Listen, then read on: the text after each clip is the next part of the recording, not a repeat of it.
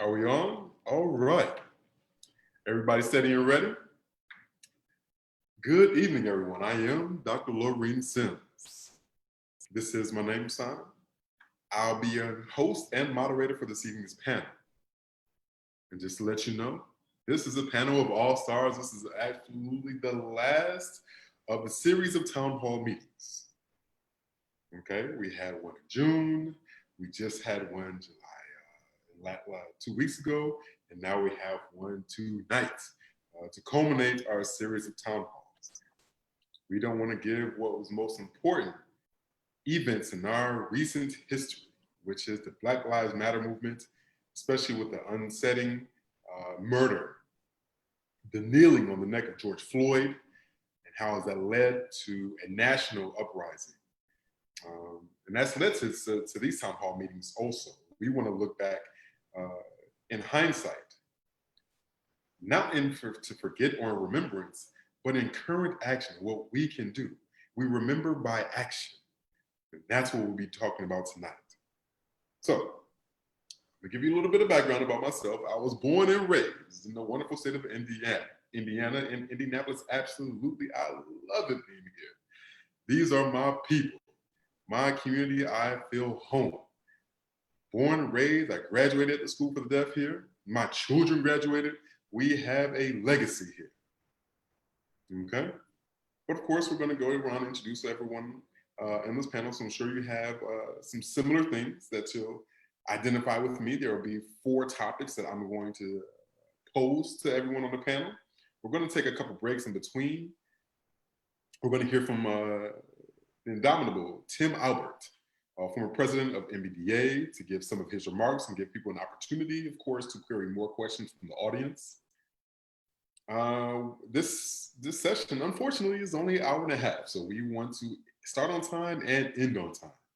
So I want to give you all panelists time to, think about your answers to the questions I've given you prior to the start of this. And I want to make sure that we end on time, so please be respectful of the time that you share so that we can share the space. So I'm going to open this up to introductions from everyone on the panel. And then, of course, I'll give in sequential order the questions that will be leading tonight's discussion. So, LaMonte. How you doing, everybody? My name is LaMonte Newbern. This is my name sign. I was born in Indiana, in Gary, actually right outside of Gary, okay? Everyone knows Michael Jackson, but I grew up like down the street, down the road, kind of ish, down from the Jackson family.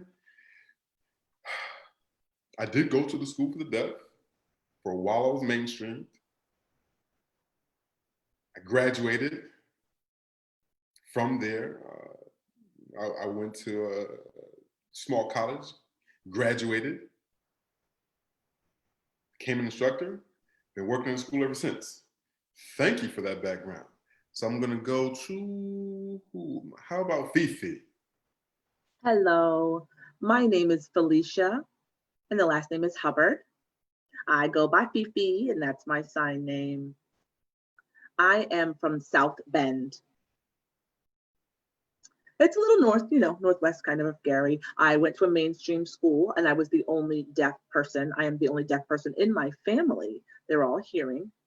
And then I graduated from there in 1994. And now I am back with my children, and I work at the Indiana school as a teacher's assistant. Happy to be here. Thank you. Onye? Hello, I'm Onye. Onye Davis, this is my name sign here. I was born and raised here in Indiana. Went to the School for the Deaf.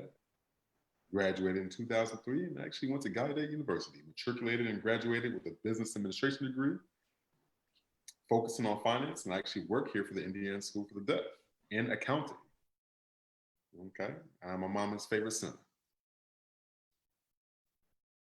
All right, Asmani. Hello, everybody. I'm Asmani Aluta. I'm actually from Burundi. Very small country in Africa, but I've been here in Indiana all my life. I didn't land on Plymouth Rock. Plymouth Rock landed on me. Mm-mm. I've been going here to the school not only all my life, but I thought I'd give back to my alma mater. And trying to figure what I wanted to go back home or do here, I thought I'd be planted here and focus on creating a stronger network, a stronger bridge between my home country and Indiana. I don't forget where I come from, but I've been here ever since, trying to motivate the minds. I go back and visit, every few months. I'm sorry, for a few months every year. Come right on back to the Indiana School for the Deaf. But again, I don't forget where I come from, but I don't forget why I'm here. Because the schools for the deaf in Burundi, not as sophisticated as that which we have here, and I want to work to make the system better. So, this is why I'm here in the School for the Deaf.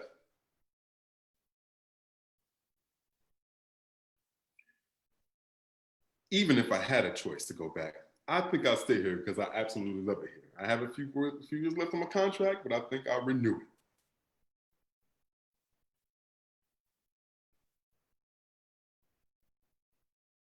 I've even dealt with, the refugee situation in my country, and wanting to help my people. It's best to help my people from where I'm at versus going on back. And I don't know. There's so many barriers back home. I just thought that I plant myself here at the Indian School for the Deaf, But I'm very excited to working with my peers, people making better. Working on a dissertation at this point. I got my bachelor's here, so I don't know. I'm planted here. I love my experience, and it's just hard to leave Indiana. So I've been planted here. I'm sorry. I'm going to be right here. I don't blame you. Wait, my wife. Oh, no, I forgot to add. I do have 3 children. Not that I forgot my children. I just forgot to add that I have 3 children. 2 are living here in America. 1 is in the Army. So I drive back and forth to visit them. Those are my 3 children. I love them all. Well, let me add. Hold on. I acknowledge my wife. Okay, we've been married a long time. I got a family, 5 children, beautiful children. You ain't gonna want to me, Asmani. Okay. I'm a proud father. Shout out to all the dads. I'm glad you're naming y'all's family, your wife. Anyone, Marissa, how about you? Hello, I am Marissa. Last name is Babineaux. And I grew up in 40 mainstreamed until I was about in middle school. Then I went to the residential school and I graduated in 99. So I'm an alumni. And now I work at the deaf school. And I've been a teacher's assistant for quite a while now. And I'm also on the ICBDA board of directors. Nice. And can you expound on that for those who don't know what that acronym means? Sure, it is the Indiana chapter. Oh, sorry. It's the Indiana chapter of Black Deaf Advocates, ICBDA. You pass.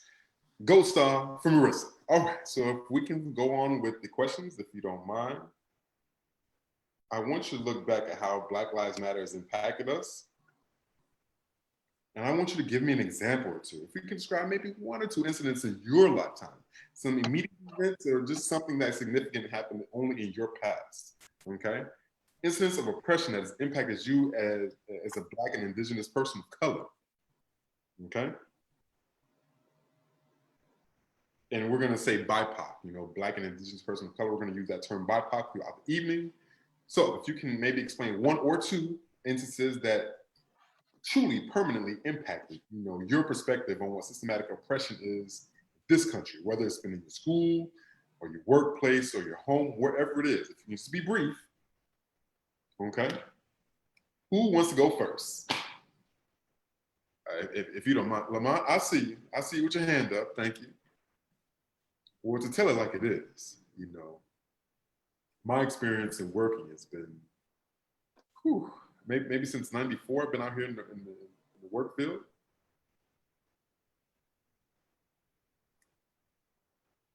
Once I got in my career, I started working as hard as I could.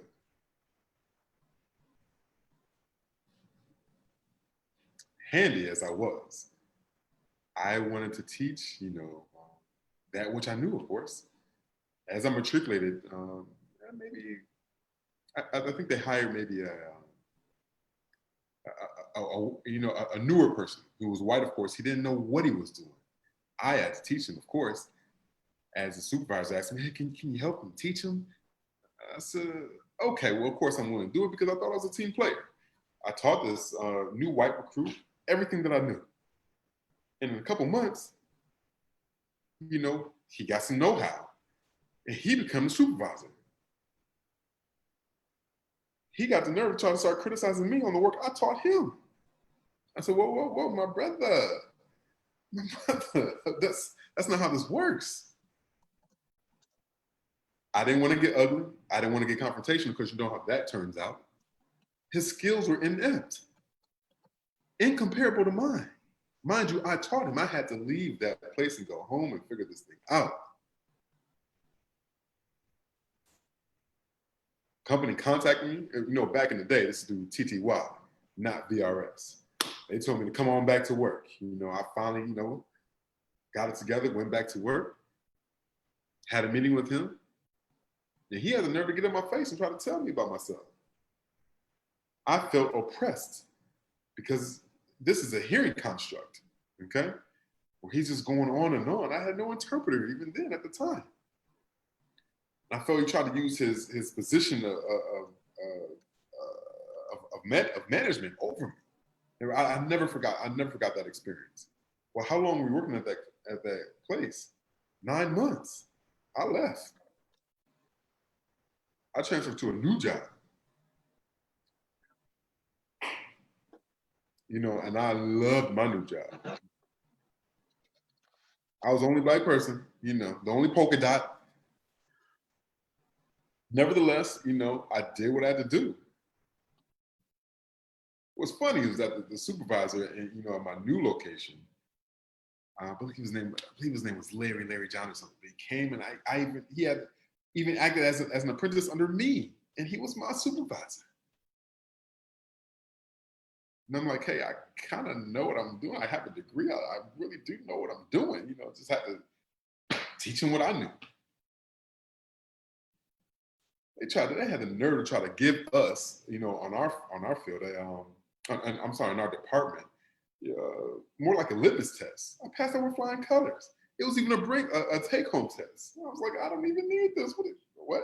Are you insulting my intelligence, my work ethic? He told me if I didn't do it, I'd get fired. You know what? No worries.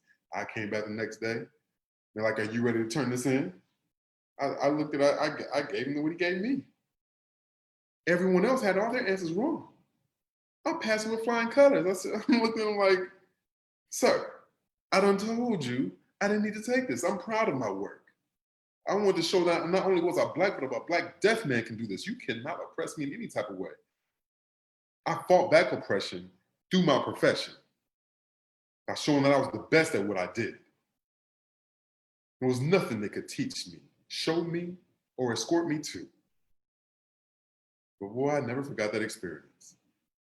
They became fascinated with what I had to bring. But I don't want to take up too much time. Fascinating story. Wowzers. Okay, I like how you talk to your white counterparts. And even though they moved them up above you, even though you was well deserving of it, you kept working hard. Anybody want to share their experience? Tell it like it is, 1 or 2 experiences. Is that Asmani? Okay, Asmani. Oh, if you don't mind me, I just want to share a little bit. Whew. This had to be a little bit of time ago. I remember there was this white supervisor at my job, expressionless. It was hard to read him. Watching George Floyd. I was watching George Floyd and what was happening on TV. That cop had no expression kneeling on his neck.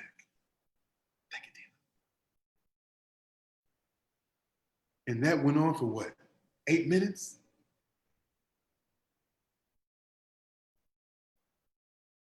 If you go back in time, that was a microcosm, a representative of what we've been experiencing all throughout our time here in this land.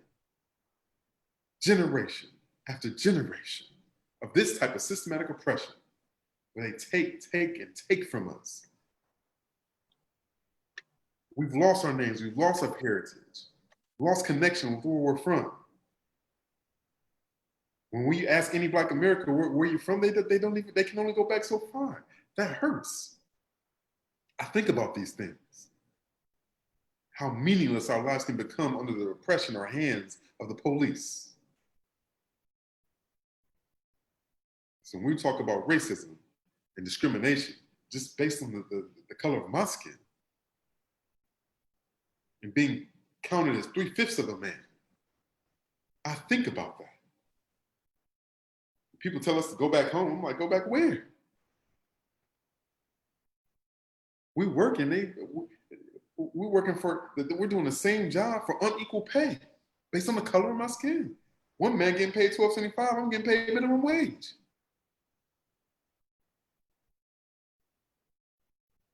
I remember being awarded a bonus. I completed a program. It was like a student work program? Yeah, student work program, like a job corps. But again, being in the program with my peers, I thought we would, earn the same pay. We went through the same program.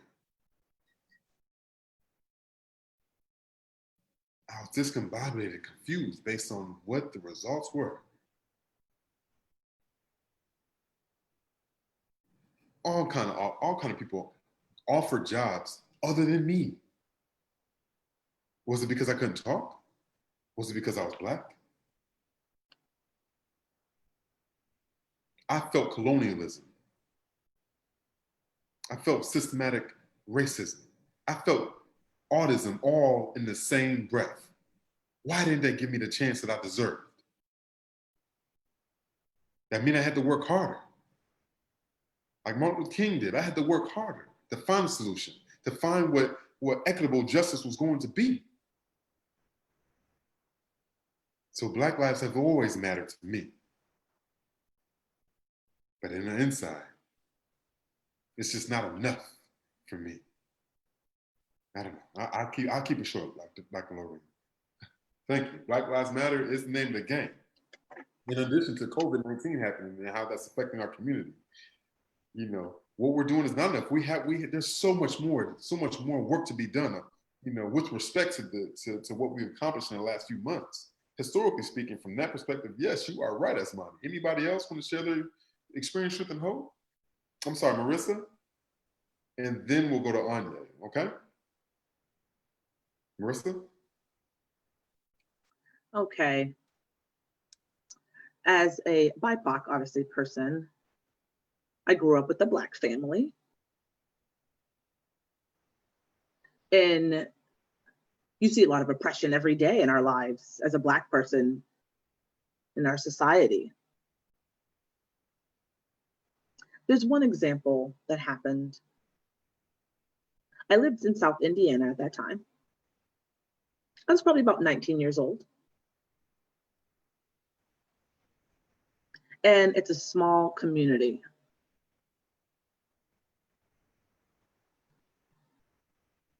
And so Black friends, they would come over my house. And then when I did, some of the white people would be like, oh, what are they doing here? What are they doing here? And I'm like, whoa, whoa, whoa, this is my friend. They're okay. And they were like, oh, all right. But I was shocked by that. I was like, oh, wow. That really shocked me the first time that happened. I mean, they saw me, and so they know me. And I saw my other friends from school, and then where I lived at home was different. So then when they come to visit me, I saw the looks of some of my friends when they saw my Black other friends coming. And I was like, because, I could pass as a white person. So maybe they didn't realize that I was Black. But when I had my Black friends, I saw how they were treated.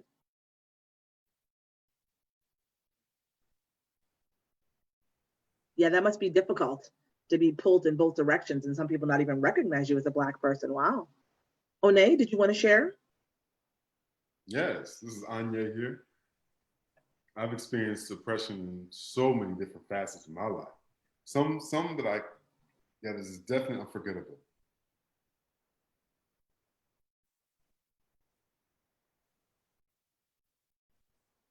I remember I was sent to a place, to work for some time where I may have been I can't remember exactly, but I remember some white students who I didn't meet. They didn't meet the criteria to get into the same school that I was in.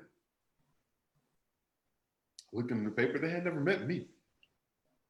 And I didn't want to be, of course, egotistical or arrogant or anything like that. They thought that maybe I misunderstood things, but I know I didn't. They thought the newspaper must have misspoken concerning me and acknowledging, what I've accomplished. But that wasn't the case.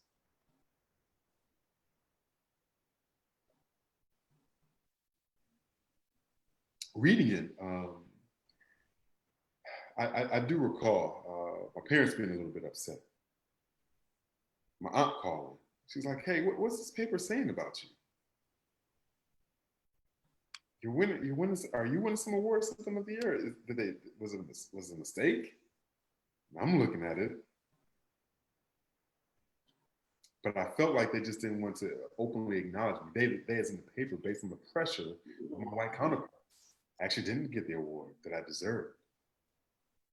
Parents called them and said, "Hey, I thought you should have got that award easily. You earned it." But hey, I just didn't get it. Maybe it wasn't a good look for them. I don't know. But I remember we were just, kind of stuck at that. I remember being in Gallaudet one time, coming up through class, and a white teacher of mine came to me after class and said, "Hey, I want to have a word with you." Some of the students were showing up late, and they let them in. Never said anything to them. Let them go by. I said, "Okay, I'll let that slide. But why pick on me?" He said, "You're Black. You're going to experience that in the world anyway." It hit me. I said, "You're trying to teach me a lesson?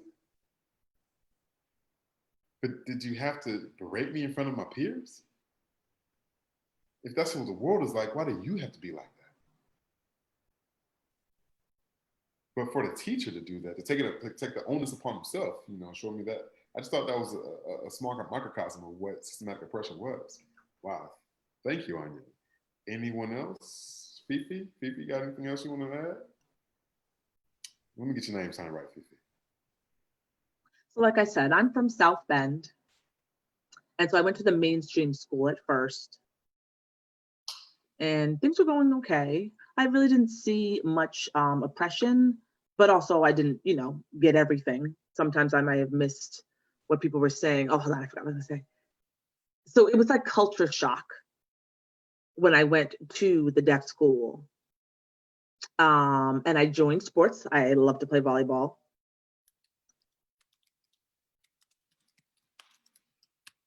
So at the mainstream school, I was the only one. They were all white.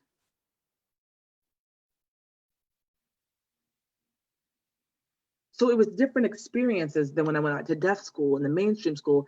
So throughout my education, I did experience oppression from being Black. And at one point, I almost quit when I was playing on the volleyball team.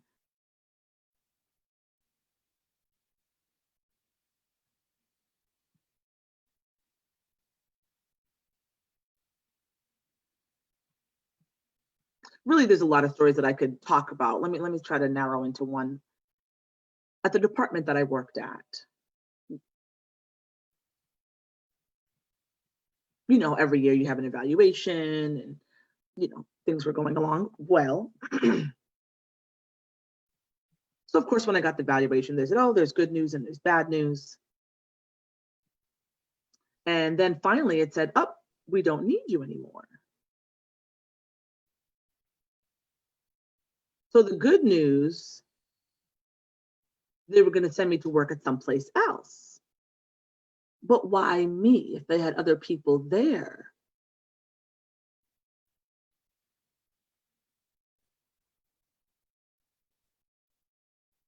So I don't understand why they picked me to send me to another location. Why was I transferred? Because I was the only BIPOC? I'm not sure. So those are two instances that really just stayed with me throughout my life. I'm hearing that. There's a constant theme of that. I've had experiences like that myself. I'm talking about in the 50s and 60s, during the protests. I mean, I'm a little bit older than everybody here. I know I can't tell, but I've been through and through.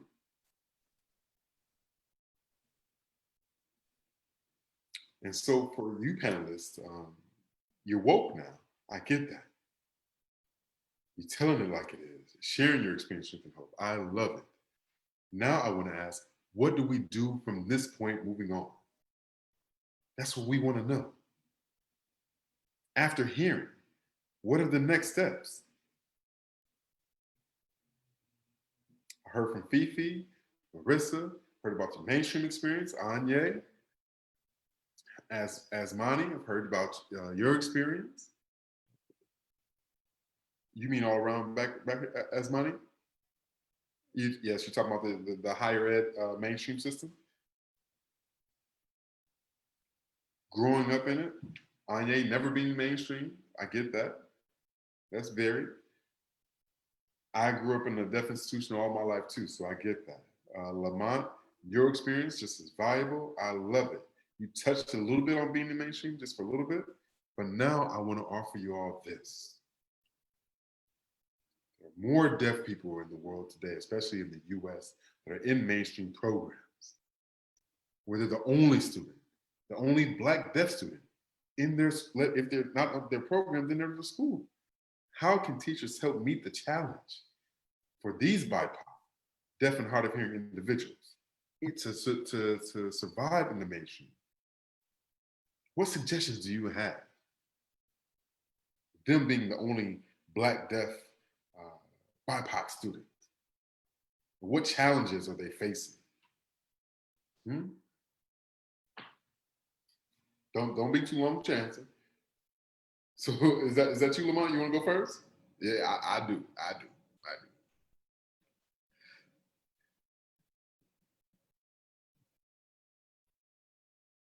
My mama knows, the struggle I've been through. I was in a class like a graduate class around 400. My mom stayed on top of the administration. She didn't let racism stop her. That just wasn't enough. The white teachers would see what I was experiencing. They would also be co-conspirators. I was one of only 3 Black students. Imagine that.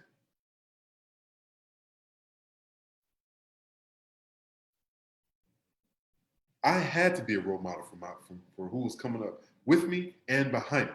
My mom didn't play that. My mom was always heartbroken by seeing what I had to experience from day to day. But being smart was not enough. There were some people, of course, way smarter than me. But they grew up like in isolation, unable to experience the joys, the ups and downs, the social inclusion that our hearing counterparts did. Even if you had, a white Black construct in a deaf institution, everybody signed, but not in the mainstream school. My mom was always preaching at me, telling me how to persevere and stay in it. So, yeah, that thing. That's a challenge to think about. I get that. Fifi, is that you? Yeah, so as a teacher's assistant currently, I see a lot of students in the mainstream program and, deaf schools. I can really relate to them. I understand what they went through. So sometimes the teachers don't really encourage them. So I want to encourage them more, and we need to learn more of Black history. It's not enough. It's not just to have it one day, have a singular event. It needs to keep going. We need to continue to talk about it. It needs to be an ongoing dialogue and conversation. So that needs to be a bigger issue, I think, for the children to understand what we've been through in our history. And I encourage the teachers to do that, to have more of a discussion with the children, to make it easier for them to understand. So again, I think the key there is dialogue, ongoing dialogue. It needs to continue. True. True, Fifi. Education, very, very imperative. Especially Black Deaf history. That needs to be emphasized in our curriculum. Very good point. Onye? Yeah, to add on that, Fifi, me going to a school for the deaf, it didn't matter whether you're hearing deaf, the curriculum was failing us and what we needed. It did not cherish, well, our cultural heritage and what we brought to the table. I remember even learning about Eleanor Roosevelt and her saying not to lower yourself. But she didn't give consent to have Black children go to school with her children.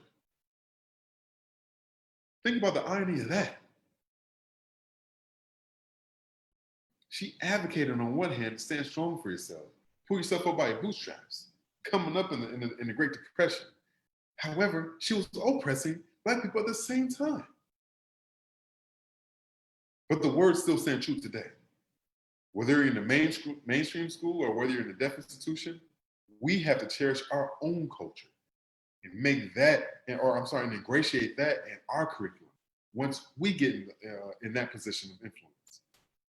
Very good. Anybody else want to add? Asmani? Yeah, well, I've experienced, the bicultural education, especially being from Burundi.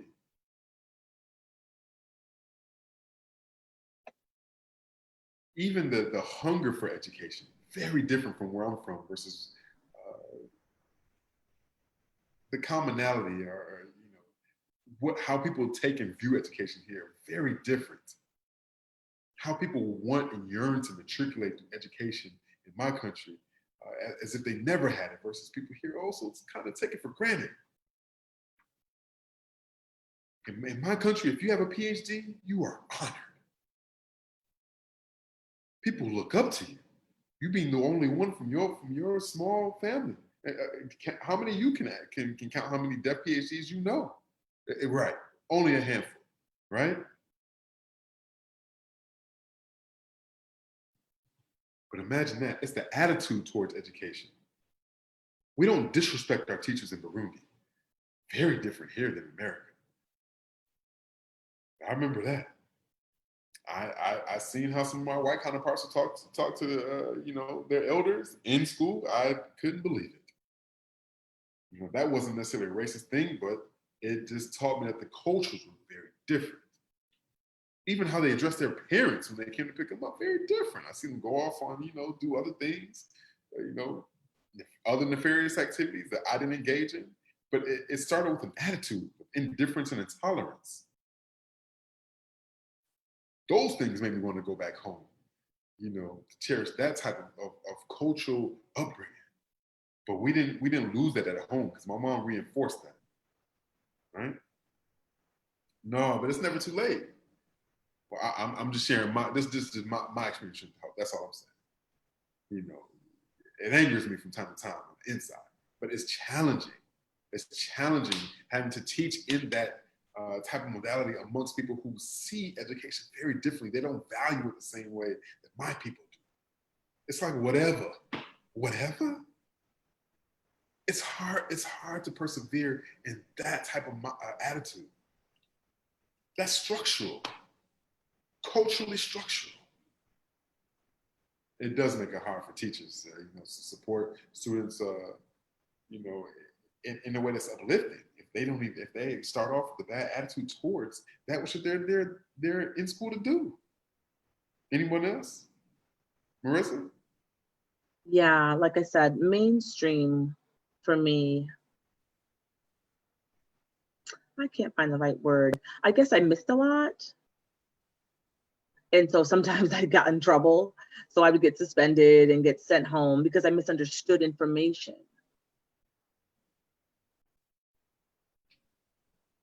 I mean, so many things happened to me during my experience. And like I said, oftentimes it would lead for me maybe getting in trouble. So when I went to the deaf school, I didn't get in trouble as much. I realized that it was part of my identity. It was part of who I was. I said, oh, I'm a deaf person. I sign biracial. It was the exposure. It wasn't just enough to be put in different classrooms with different teachers. I didn't know who I was. So at the mainstream school, and I think even for today, it is a struggle for many deaf and hard of hearing students to identify with who they are. I think it's lost in translation because they have the interpreter and that's the only support, that's their only sign, that's their only exposure to the ASL language and culture, and that's not fair because they don't have any other students to mingle with. Sometimes it's identity issues. Very true. Look, is that LaMonte? Something like to add? Yeah, I remember growing up in the 80s, going to deaf schools then. And even looking at Black history way back then, it was obsolete. True. Prior to that, our parents are trying to teach us at home. And of course, it's coming from our parents. So, I mean, you're reluctant to hear those things just because it's coming from your parents. Goes in one ear and out the other, but they were doing the right thing because it did not exist in our school. Nowhere to be found can we see images of us, heroes that look like us, sheroes that look like us.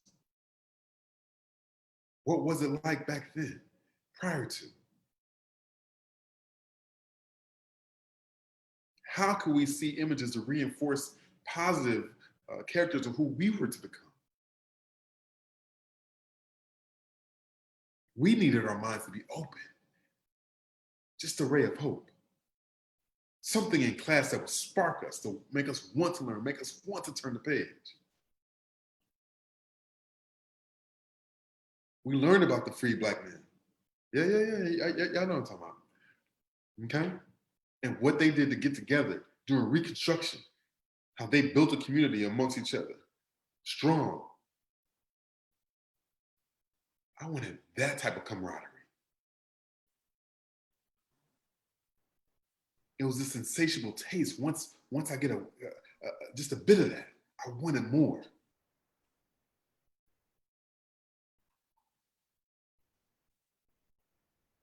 Asmani, you know what I'm talking about, right? What you're referring to, maybe after 1990, you start seeing stuff like that in the curriculum. But prior to that, it was non-existent, right? But that leads to people feeling hopeless. That leads to people feeling like they're less than or not enough, which also leads to other things like drug addiction and getting to other activities we never need to be involved in. There were no posters that had our faces on it, posters of things we could see walking up and down the hallways.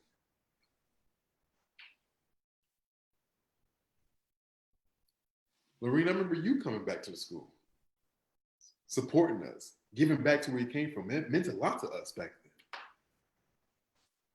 We had a little clique, the older we got, because we had to support one another. This is less than a handful of us, but that was us.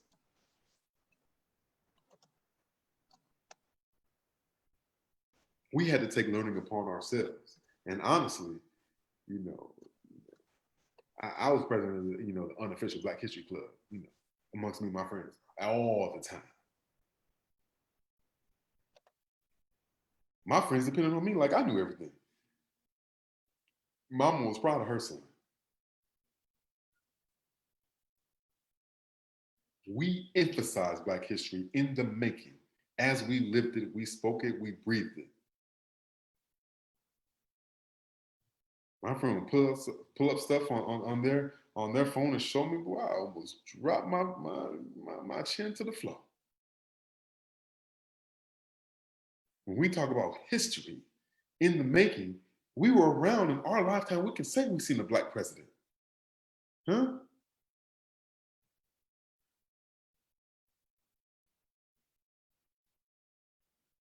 A young Black president. We were able to see that in our lifetime. Who would have knew? We would have never believed that if you asked me that when I was younger. And that's because the history that we know and was not exposed to, just looking around us without even reading a history book, we can see the current structures of inequity, of imbalance. You can ask many of my deaf counterparts. They know not a lick of history, and it's not their fault. But yeah, I'll share a little bit on that later. Fifi, I want to go back to you. There was not a lot of Black history in our school. They talked about slavery, maybe a couple pages of that. You turn the page, they would have skipped to Martin Luther King and the Civil Rights March. You're right. Our history is chopped and screwed. Fifi, did you want to add to that? I'm gonna get to the third question after you, okay? Yes, I just wanted to talk about BIPOC and hard of hearing. Throughout history, we need to get the information at the same time.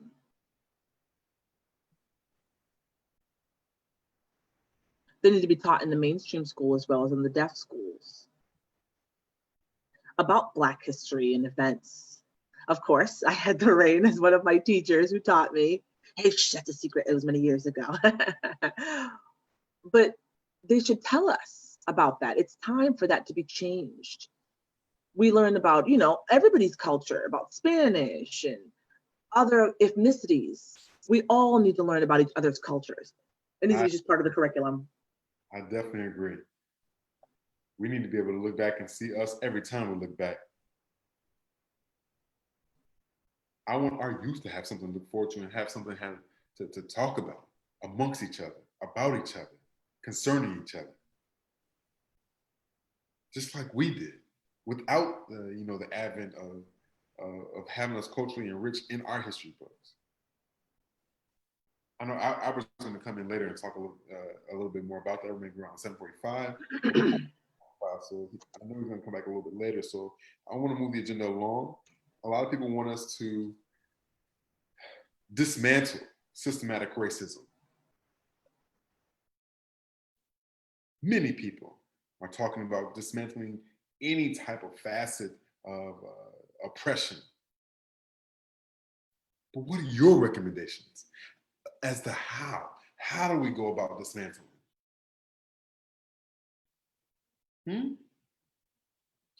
Anyone.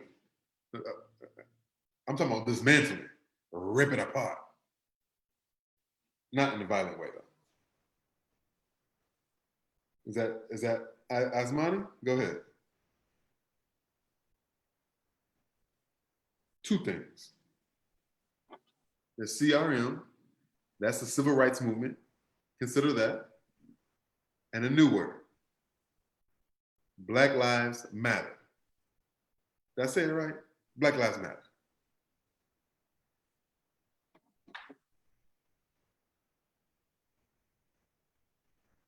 Growing up, Black Lives Matter didn't exist. This is a new thing, but the concept is still the same. People protesting in the streets, standing for what's right, fighting systematic oppression, dismantling different facets of racism, that has been here. We can go back in time and see that. It's called Black Lives Matter movement. People trying to, co-opt it and change it to All Lives Matter, water down the message.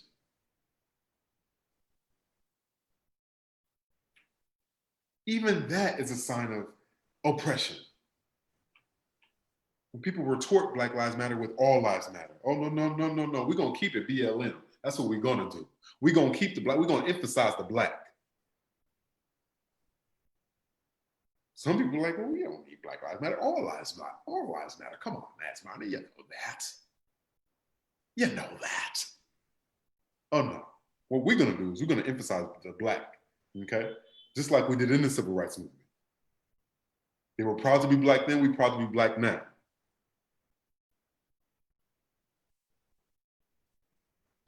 We need to wake up and reimagine the world where Black is cherished, because we're going to keep it Black.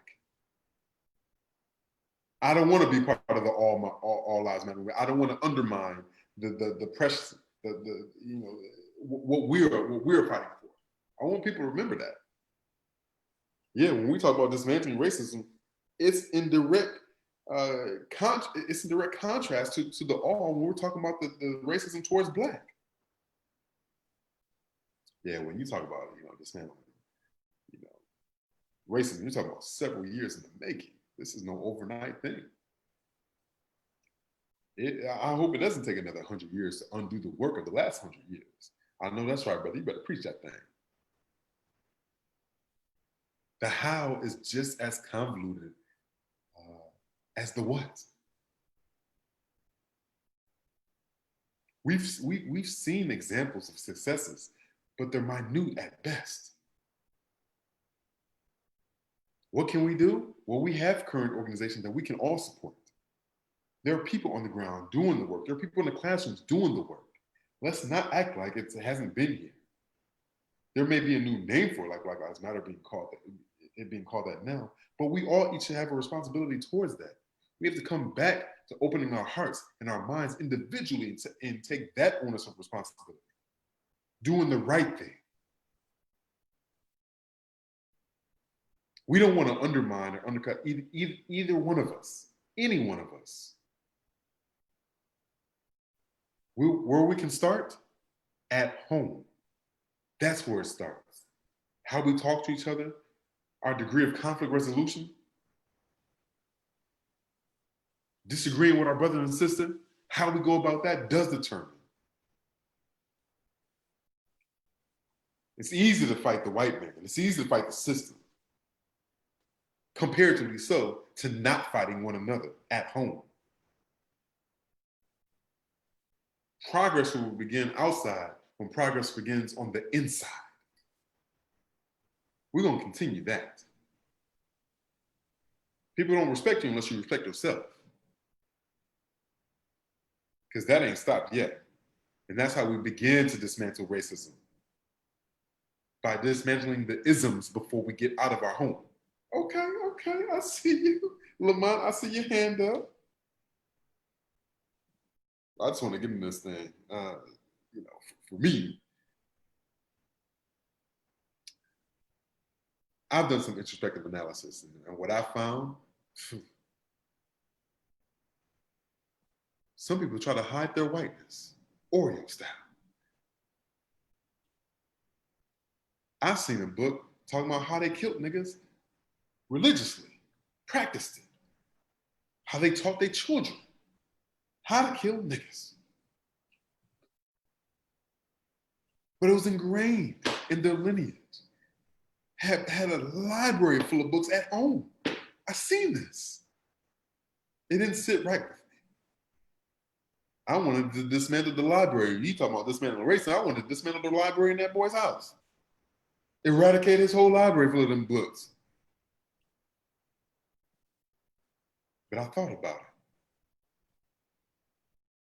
It's not what they know and what they're teaching each other, it's what they don't know. Of course they're passing it on to one another, but what are we doing? You talking about generations passing down theories of hate, practices on how to kill us, how to keep us disenfranchised.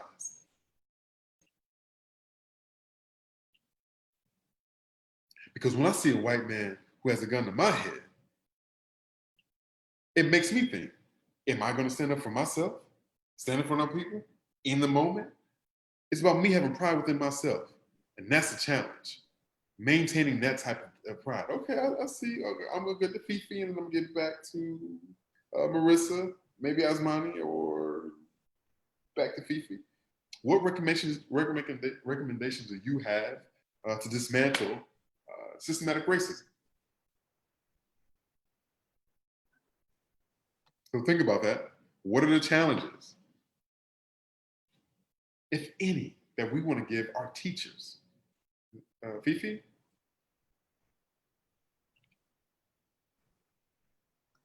Yeah, pretty much you've already said it all, how I feel that everything is still so raw, it's still ongoing, that racism is so overt right now.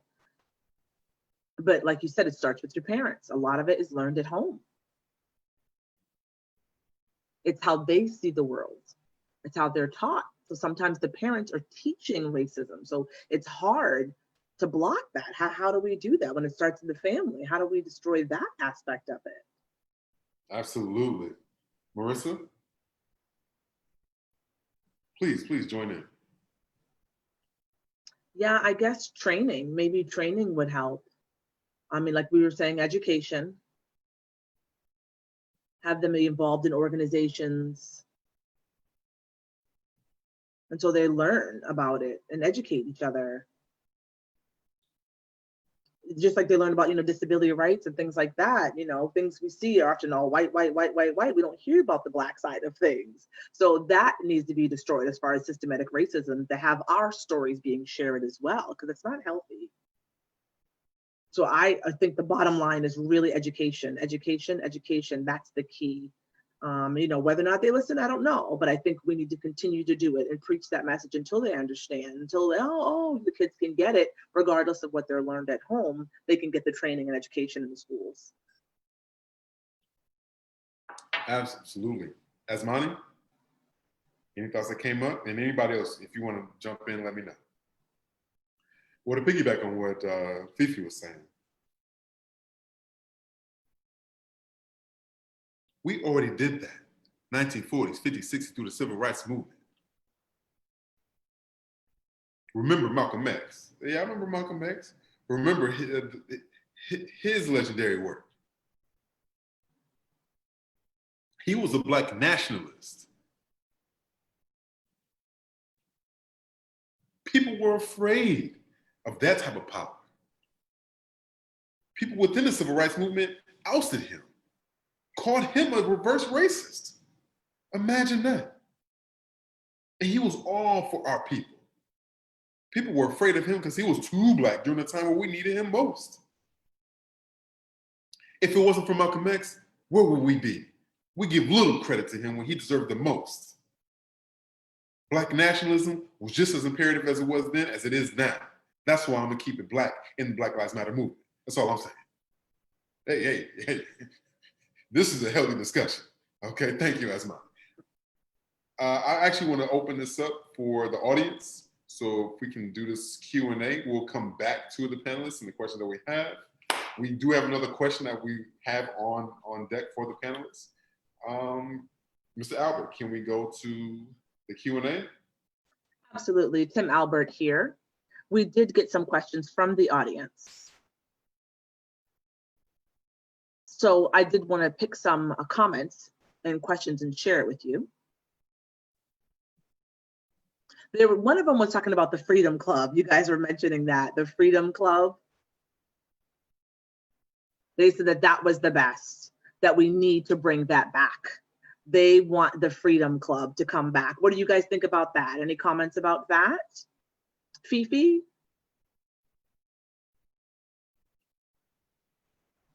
Yeah, maybe a few years ago, we did try to bring it back. We did try to have the Freedom Club. But then the numbers of students dwindled. We had less and less people wanting to be involved, and we were trying to recruit people, but it was difficult. I hope to bring it back now. This would be a good time. And we need more Black staff to step up and be leaders to open up the Freedom Club. That would be great. Absolutely. Do we need to change Black to BIPOC to expand our movement? What do you think about that? To keep it biracial? We're seeing more, especially with this recent uprising, we're seeing more and more biracial people in line with the movement versus our generational stronghold of just keeping it Black, keeping one race against another race. Maybe. Because other people, other marginalized communities are experiencing a lot of the same things we have been. So what are your thoughts about that?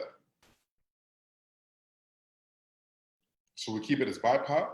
Keep it as Black.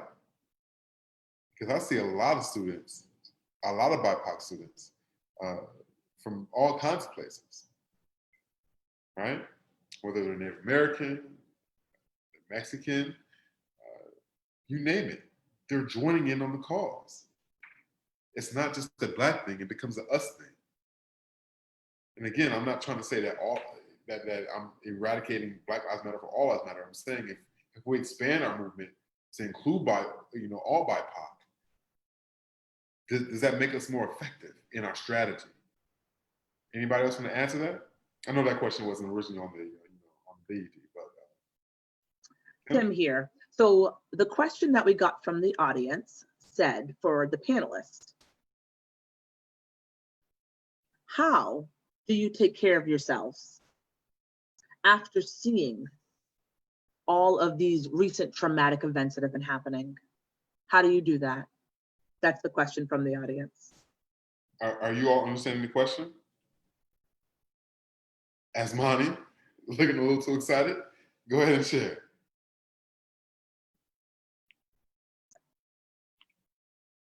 I mean, y'all know me. I'm blackity black because I'm African and I'm African American. And I've been through it, y'all. I've been through colonialism, racism, autism, you name it. It's in me. But there's only one thing, taking care of me through it all. Number two, I have to show and prove myself as a man in this world. I ain't got to say much. I can show and prove through the love that I display for myself. And that is how I love my fellow brothers and sisters. I back it up with my action. That's all I'm going to say right there. Okay, well, thank you, Asmani. One step at a time. Anyone else? Any scarred experiences you want to share? Any tools for success you want to share? Anyone?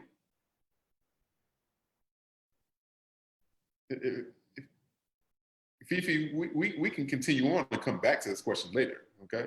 Onye, anyone? Yeah. Well, for me,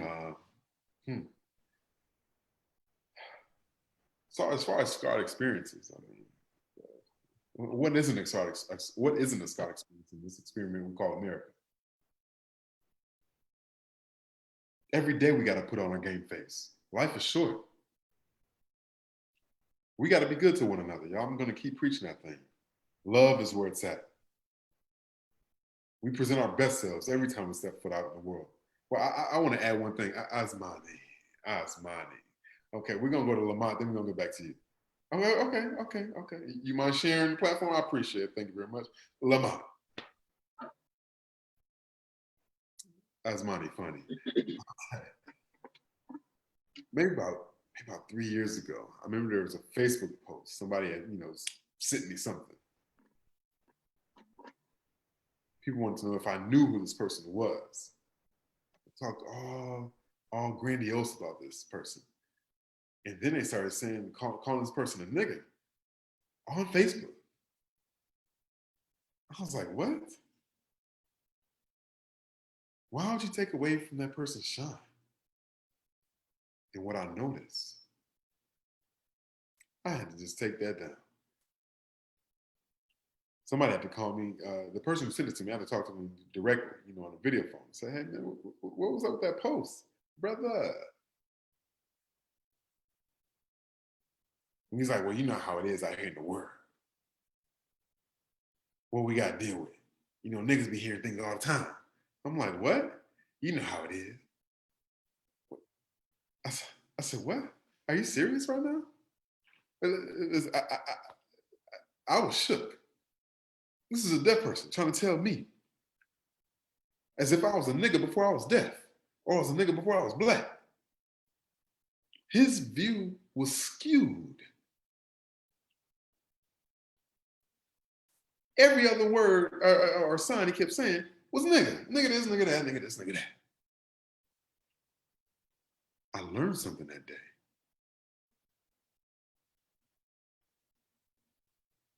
We don't all see each other the same way. I just had to ignore him. Block his ass. That's what I did. You have to block your own deaf brother? I don't blame you, LaMonte, because some of our people just Zora Neale Hurston said it best. All skin folk and kinfolk. I feel you. That's why I don't be on Facebook like that. My bad. I know. Anyway, Fifi. Yes. Okay. So for myself, when I see a traumatic event, sometimes I just keep it to myself and I just try to process it as best as I can. Of course, I have children, so I'm always worried about them. And sometimes, I tell them we just have to move on. And I do teach my children that sometimes they need to forgive when people do something wrong to them. But it's ongoing. It's an ongoing struggle to take care of ourselves. Because something will happen again and again and again. It's ongoing. It's a repetitive cycle. We're going to continue to experience oppression. So, yeah, it's not going to be a one-time thing. So it's hard. I don't have an easy answer. I just try to role model as best I can, deal with it, process it, and move on, and teach my kids to do the same. Okay. Asmani, is that you? Oh, Marissa. Let's not forget. I'm sorry to be jumping from Asmani, if you don't mind. If you can share your space with, we haven't heard as much from Marissa. Marissa, you want to go? I'll share the platform. I ain't trying to take over. Thank you. Marissa. Yeah, speaking of the children, I have a daughter and I do teach her. Like I said, education, I do think, is the key. So I've been trying to teach her, what to do and what's right. When you said forgiveness, Fifi, as you mentioned that, it's interesting.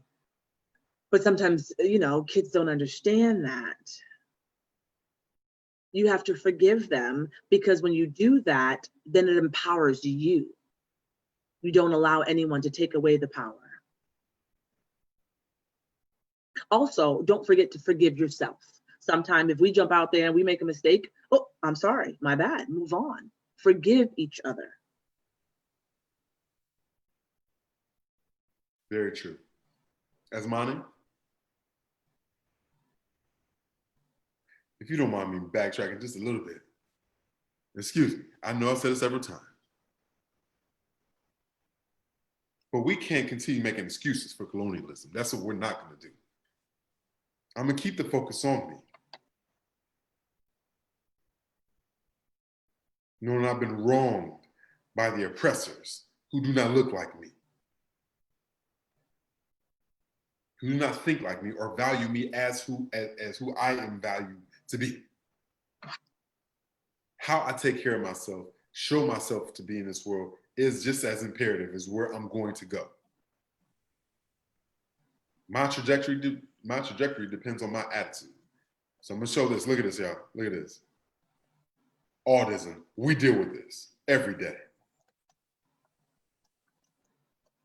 Because only God could judge us.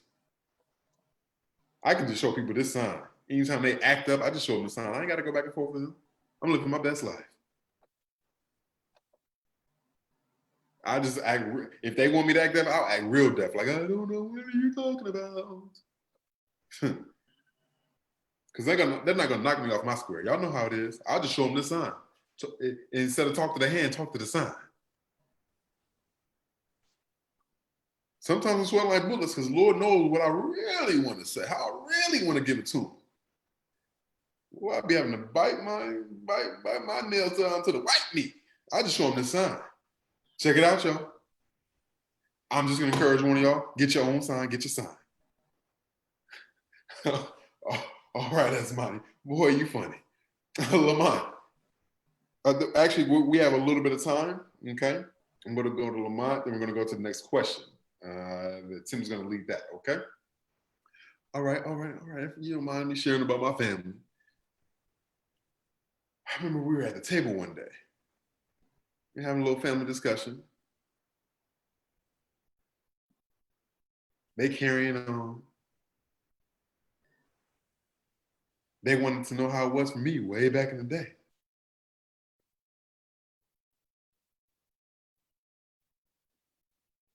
It's as if children forget that there was oppression, there were things going on before they got here. As if we didn't experience that. But is it our fault that we didn't pass it on to them?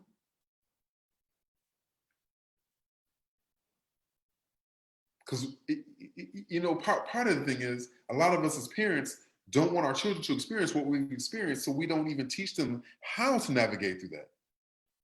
Okay, you're right. Albert, if you can jump in. I'm sorry, Tim, if you can jump in, that'd be great. We want to hear from the audience.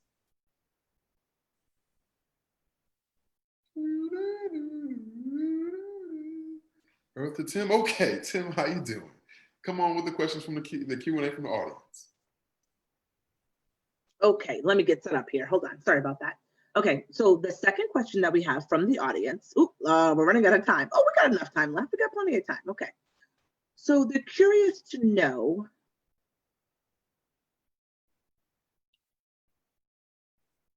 how do you experience racism on the job? Not just ISD. We're talking about outside, in the real world, on your job. How do you experience, or what do you do when you experience racism on the job? Well, we have a little bit of time left, so I think LaMonte, he touched on that a little bit about his experience on his job. So, I think so is there something else like a little more? I think that was the only one. Wait a minute, I think there may be one more question.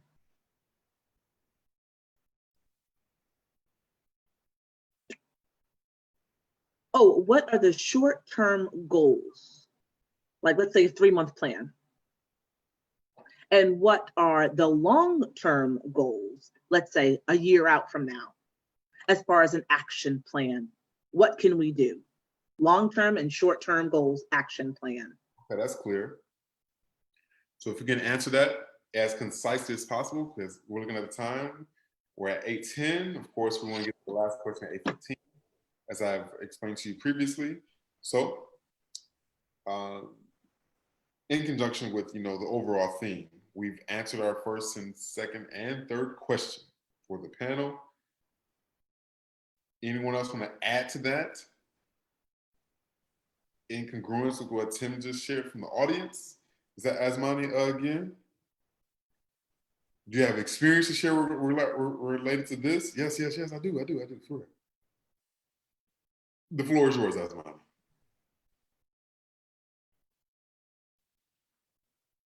Well, I have a decorated work experience illustrated in my resume.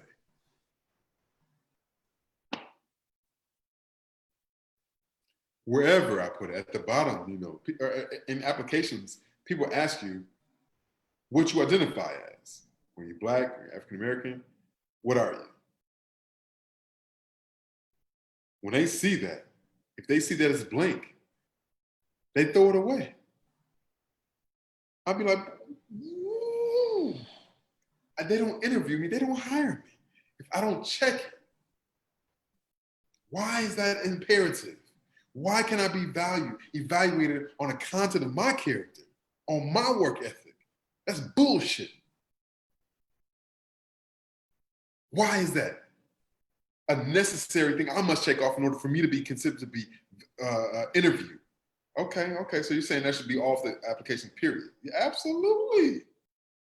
Okay, that's another way we can dismantle racism, institutionalize racism. Anyone else? This is LaMonte here. Yeah, I got something to say.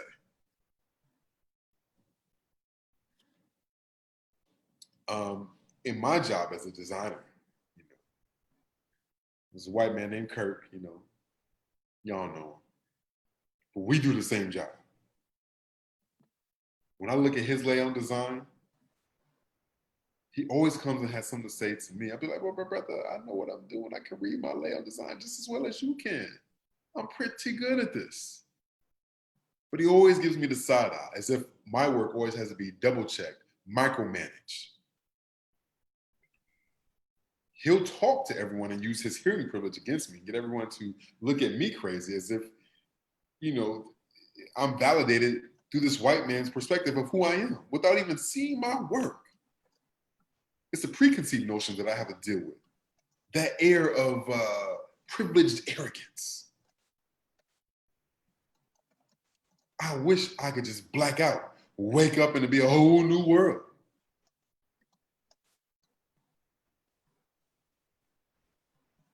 I remember one day it was getting close to getting off, which is 3 o'clock if you want to know. Manager came, he was stuck in the meeting. Respectfully, I had something to say to him. We had a meeting preset. Couldn't do it because, of course, he was tied up in the meeting. I had to go to the other building. No worries.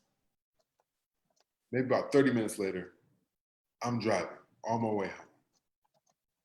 A little sleepy after a long day's work. When I arrived, I felt safe. I didn't get in no accident because, I worked my butt off, quite a few days straight, trying to finish a deadline. Make a long story short, my wife was pissed off that I'm out here losing sleep for this job.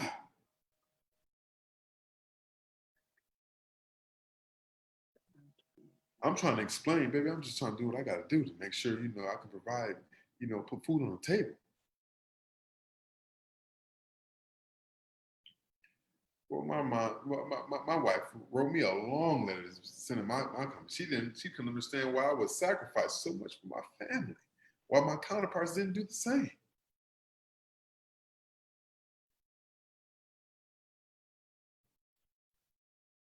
I had to take a 14-day leave of absence in order to get my mind together. Of course, my boss was pissed off. He didn't understand.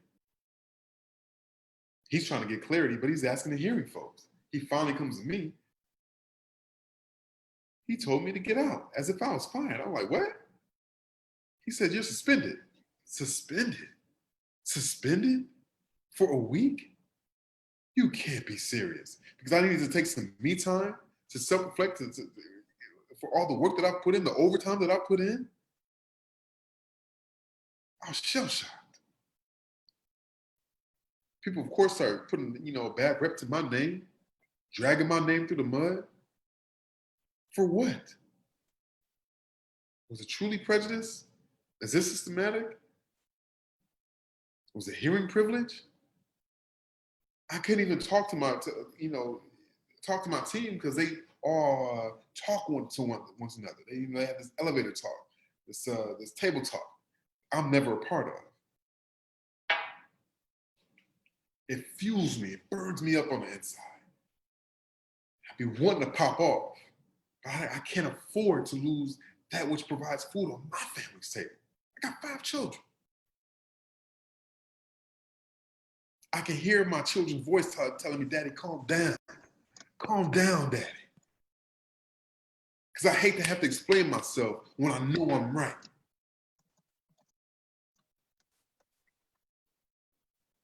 Now, therapy, me time, vacation, mental breaks I need to take, put all that together. Remove all of that, and then what do you have? It took me a couple of years to get back on par, to be in good standing with my supervisor. He tried to fire me by suspending me and then making me ineligible for work that I had earned.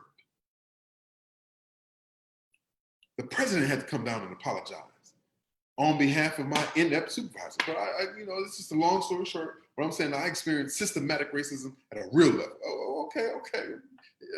My bad, y'all. I didn't mean to take up too much time. It's okay. I appreciate your experience. I hope I experienced that testimony. You have to tell it like it is. We do have one final question we want to get down to because this is our last one before we close because it's 8:15. Tim, remember I told you we had one more for the panel we wanted to cover. So how can some of these agencies, organizations that are predominantly white, even the white deaf organizations, that make up a strong component of our community. How can these deaf white people in leadership positions, schools, agencies, organizations, and whatnot, what can they do to make sure that deaf BIPOC people's concerns are addressed, that it's ingratiated in their work when they work with us or for us, or they provide the services that we endear?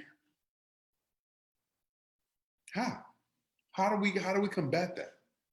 How do we make sure that they're being as considerate about a BIPOC agenda for the services they provide to us? Anybody? Well, this is Onye, if you don't mind. Do you mean in general or a specific organization? Do you want me to name a specific organization? Yeah, this is an open-ended question, Onye. Okay, this for any, however you want to take it, you run with it. Okay, well, if you don't mind, I'm gonna continue. They have to truly listen and live it. Black Lives Matter is not a movement, it is a way of life, it's an attitude, it's a perspective. Each organization has to listen to their constituency to whom they serve. We can't change until we open our minds, open our hearts, and truly make this a way of life. Even with the death of George Floyd, it's a great wake-up call through an unfortunate experience.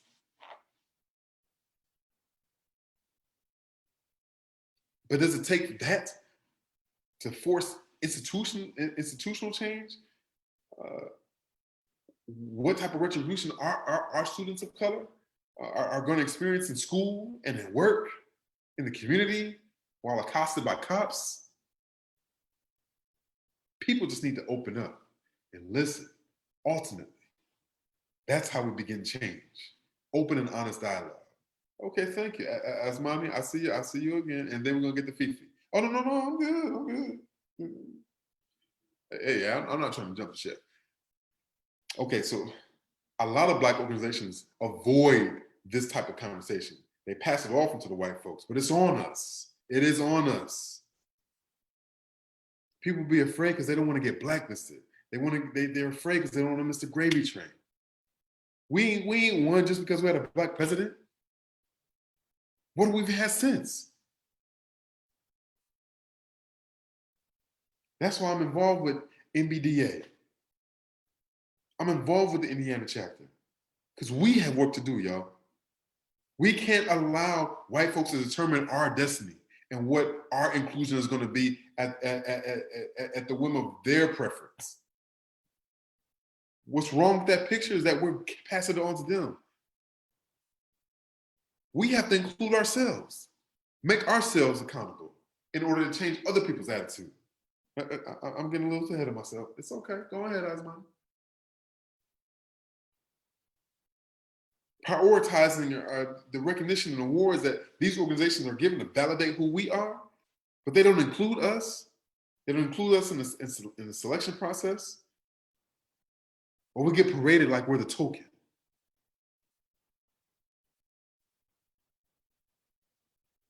I try to put my son up on it so he can understand. But he's so, I don't want to say brainwashed, but he's so used to the way things are. It hurts. He's not as radical as his dad. We have to make the implicit explicit. That's our job. And that's how we stay in this thing. The moment we let up, they let up. That's all I'm saying. That's all I'm saying. I'm just gonna stop right there. Okay, that's one way. That's perspective. Marissa? The different organizations, I guess, need to look at themselves, need to take an internal view and assess and see, how can we as an organization make change? How can we make it more equal for Blacks and white together? How can we make it more equal as hearing and deaf together? They need to make sure that there's diversity on the boards and organizational structure. It represents that diversity. That's what we need more of. Overall inclusion. That needs to change. Absolutely. You ain't never lied. Excuse me, Asmani, can you say it again? I wasn't paying attention to you. You signed out of turn? Hey. My bad. I was just saying amen. Okay. Marissa made a good point. Organizations need to be a lot more inclusive and collaborative in finding solutions, finding best practices to apply them. Okay, thank you. LaMonte, you got something to say?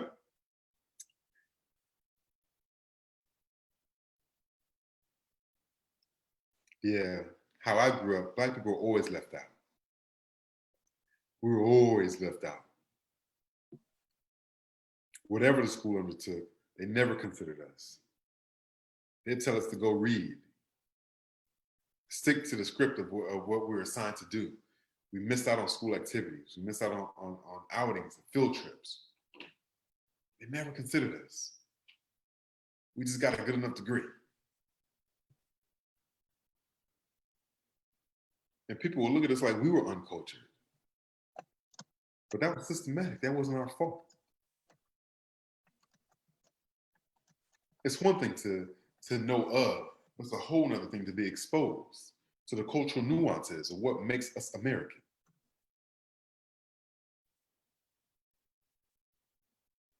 We have to learn and value and teach ourselves the difference between a lowercase d and a capital case D and how we honor our cultural identity. We do that amongst ourselves. You think if we left it up to the school, we'd have any? Not at all.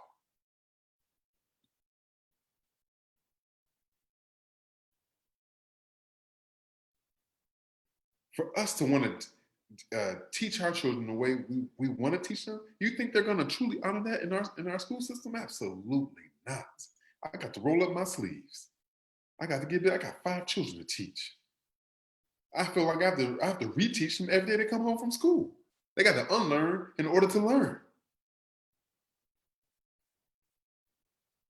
Me and my mom, me and their mom, that we look at each other. We get upset every week at what the school isn't doing for our children. And we keep sending them there because that's the law. Success starts at home. You're right, Onye. Okay, snapping fingers. Fifi, you want to close us out? Yes, I just want to encourage various organizations, like Marissa was saying, to look at the organizational structure and make sure that they're being inclusive. Make sure they're having activities like parties or events that include the community, to give us Black people a chance to do something different. We don't want to have, the same old, and, they just invite us and not really welcome, but we want to work together as a partnership. And we want the organizations to have an open mind. So we just need something different, that's all. Very true. We can't twist their arm, We have to do introspective analysis in order to unpack. We have to uncover, to discover in order to recover, y'all. This is how we begin to change. Anna, you are right on the money with that. This is a slow and methodical process, but it's worth every minute.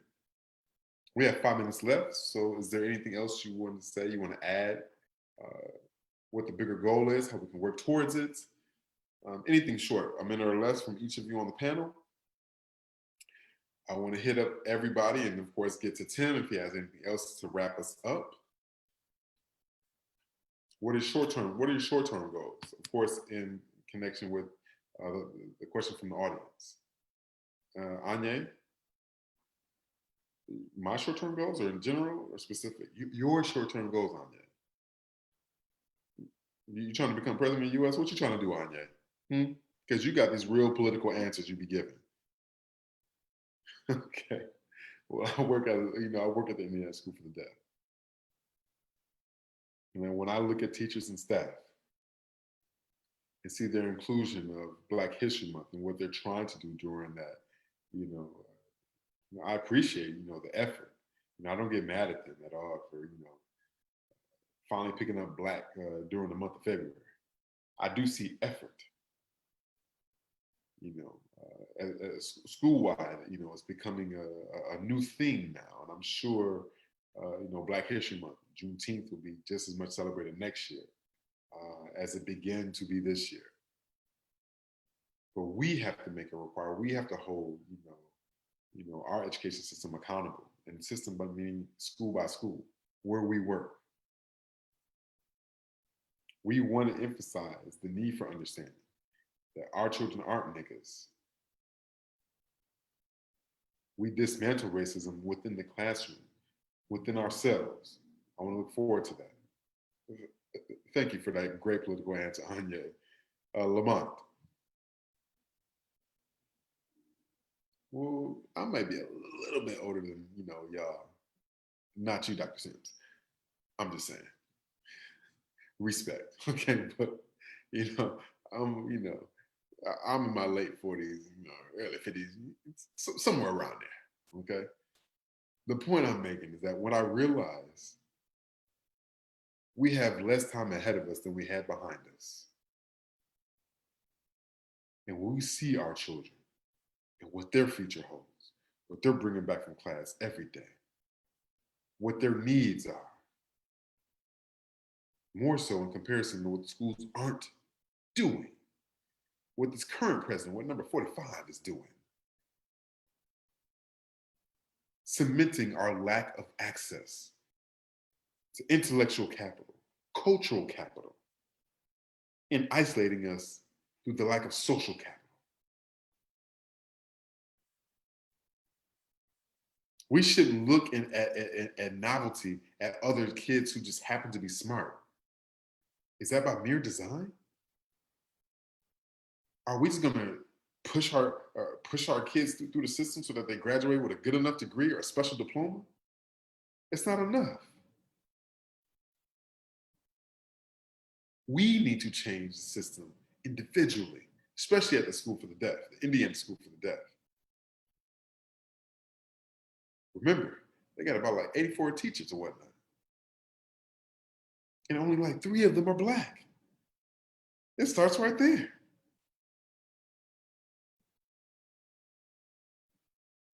But in Virginia, you might see a handful or more, Black teachers. We just need equity. That's the point I'm making. Fight for equity.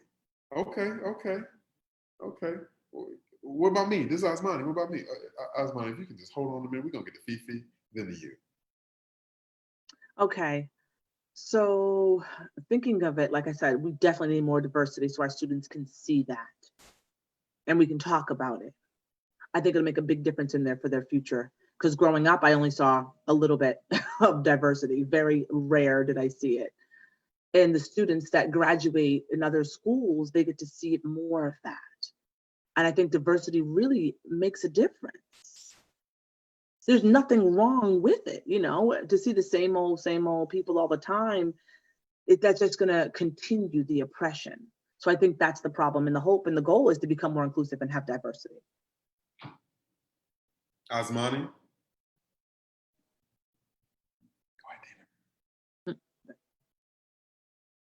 It's not easy.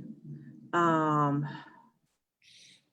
sorry. When you're talking about the goals, of course, yes, when I have a negative influence on me, I cry and I'm sad. My son, when I see my baby grow up, I'm just like, oh, I don't want to think of a cop or someone putting a gun on him. So as a father, that's a struggle for me. I want my children not to be victims anymore. I want them to be good neighbors and good friends and good peers and good coworkers. I want to teach them to be good role models in society. Yes, we have to listen to police. We have to respect authority. You can't be like, no, I'm not doing it. And then they're going to pull a gun on you. That's a mistake. That's the wrong attitude. And oftentimes I do see that it's a mistake. And the police feel fear because of our aggression, because we're upset, and it can lead to mistakes. So we have to stop that. Shaquille O'Neal said that he teaches his son to respect authority, to be safe, and to not be victims of violence. And I support that. We have to teach the kids to follow the law and respect authority so they won't be victims anymore, period.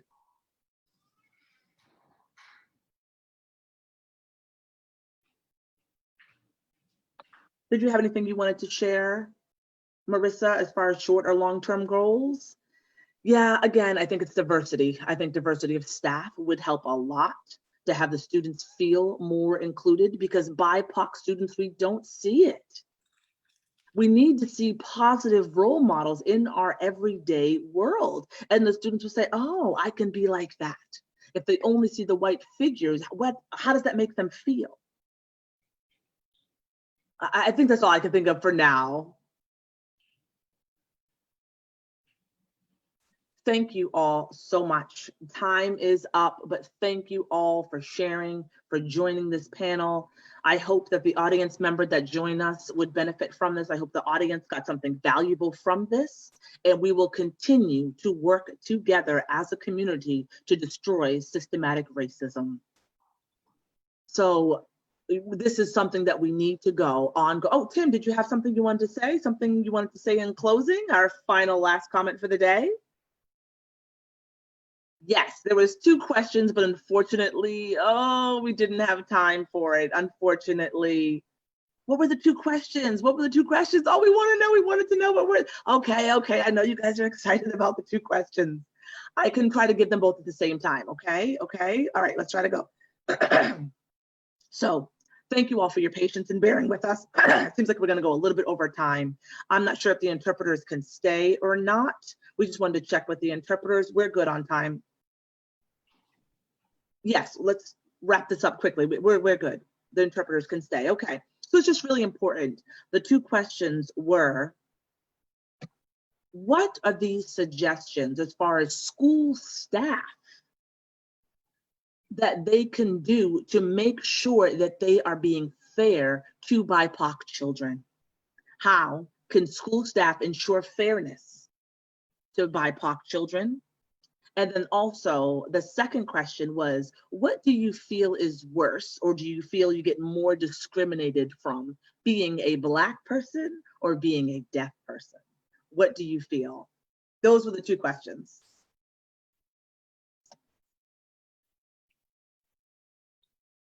Thank you. So I think we've already answered that. We've definitely touched on the first question. I think, is that right? You all agree with me, right? Onye? Yeah, we did.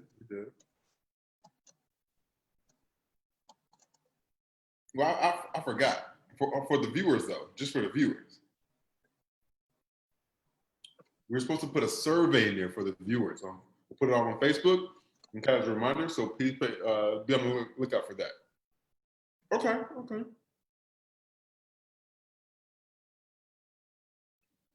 And my second question, how do you feel about discrimination?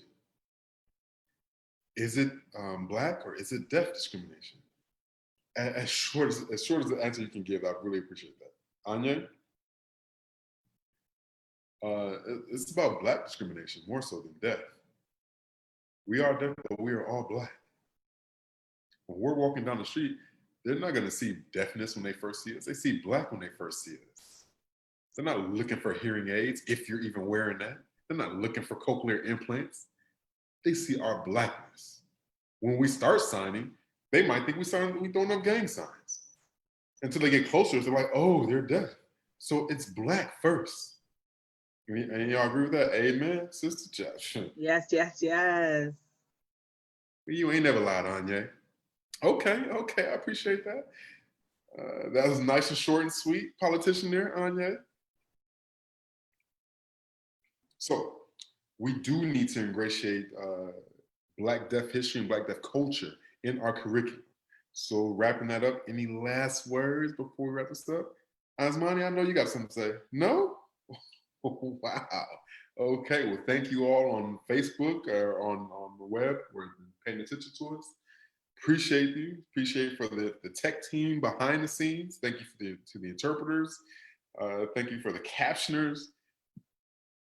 If I missed your name or your role, charge it to my mind, not my heart. We cannot do this without